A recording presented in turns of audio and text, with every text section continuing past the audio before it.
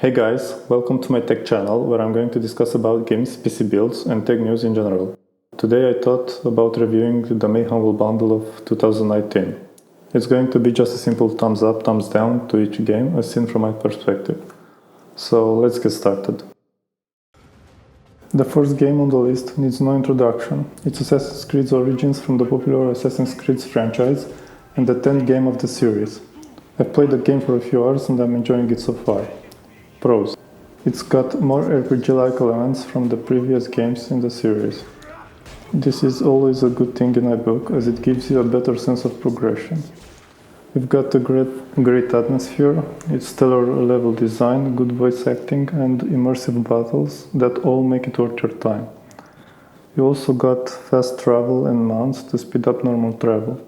You can choose not to use this, but I always feel like they're a plus so you don't spend too much doing repetitive stuff.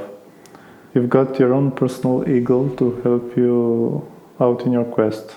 It's a nice game mechanic to help you spot enemies, treasure chests, and crafting resources. There are a few cons to the game as well. The first one is the addition of microtransactions, which are a pretty shady business, especially that this is a single-player game. Second one is the Denuvo protection, which is known to have a performance impact on some machines. And the third one is the fact that the gathering crafting materials might get a bit tedious. All in all, this gets a thumbs up from me. It's a really great addition to the series. The next game on our list is Do Not Feed the Monkeys. This is a Big Brother kind of game where you stare at what other people are doing. To be honest, it's not my kind of thing, but I can say it's a bad game. On Steam, it has over 90% of positive reviews. Pros. It's funny observing the silly things some people are doing. You get to play a bit of a detective too and interfere in the lives of the people you are watching. That's for better or worse, depending on your choices and observational skills. Cons. There's no ultra-wide resolution support, so if you got an ultra-wide monitor, I guess you're stuck with seeing those black bars on the sides. 2. There's too much micromanagement. You have to sleep, eat, pay rent, work other jobs, so you have enough money to buy extra cages, so you don't fail the level. This one gets a thumb down from me. I didn't find it very entertaining. I'm Not a Monster is a turn-based strategy game made to be played online with friends or strangers. I really like the atmosphere of this game. It's a combination of retro and sci-fi. The narrator is great at portraying this because of the excellent voice acting. You can play either as a human or a monster. As a monster, you start out disguised and your objective is to infect as many humans as possible without being discovered. On the other hand, humans need to save a number of civilians to win the game and not let the monsters infect or kill everyone. If you get killed by a monster, you can pick a civilian and continue to play as a human until there are no more civilians left.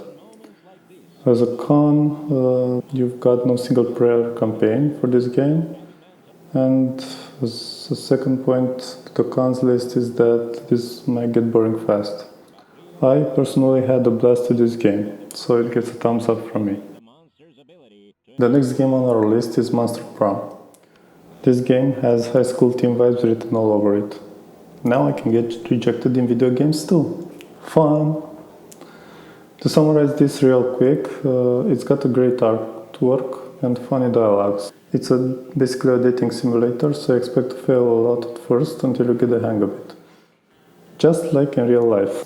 This game is not really my cup of tea, so thumbs down, sorry. Wonder Song. This is just a simple game, but it's got a nice little charm to it. Your main weapon in this game is your voice. That's right, you heard me right. You have to sing to defeat your opponents. Well, not actually sing into a microphone, you need to match the on-screen commands for the character to sing the right song. Can't say it's a unique mechanic, but it's rare to see it in this kind of games. What makes it great is its quirky humor, great level design and unique characters. I had a great time playing it, and even though I haven't finished it yet, I still recommend it wholeheartedly. Finding Paradise. If you want to hear a great story, this RPG Maker masterpiece is the game for you. No, really, this game's strong point is its story. It will keep you hooked up for an hour or so. The main narrative is about two doctors traversing backwards through dying people's memories to try and fulfill their last wish. I mean, you can smell the drama from a mile away. This game is actually a sequel to A Bird Story and to the Moon games. Check those out as well if you like this one. Great game overall, so thumbs up. The Journey Down, Chapter 3. I'm not a super fan of adventure games, but Once in a Blue Moon comes one that I really enjoy, like the Monkey Island or Broken Sword series. The Journey Down is a quirky little game with a great atmosphere that blends pretty good with the hand-painted graphics and the soundtrack. Characters look a little creepy with those empty black eyes, and it feels a bit like the demons from Supernatural.